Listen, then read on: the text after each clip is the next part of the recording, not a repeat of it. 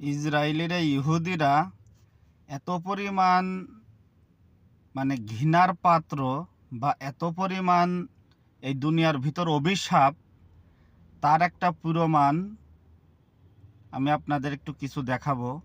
তারপর একটু বলি যে এক জায়গায় একটা ইসরায়েলের পতাকা টাঙানো ছিল, সামান্য একটা পাখি কাক সে এসে সেই পতাকাটা ঠুকরিয়ে মাটিতে ফেলে দিল। যে মানে তাদের পতাকা বা তারা অবৈধ, তাদের যে কোনো বৈধতার কোনো নেই, মানে তারা যে জারজ, ঠিক আছে, বাংলাই বলছি, তাদের যে কোনো জন্মের ঠিক নেই। এটা সে কাক বা পাখি, একটা অবলা প্রাণী, সে কিন্তু প্রমাণ করে দিল। তো চলুন সে ভিডিওটা দেখে আসি। যদি ভিডিওটা ভালো লাগে অবশ্যই বেশি বেশি করে শেয়ার করবেন, লাইক কমেন্ট করবেন বন্ধুরা, অবশ্যই।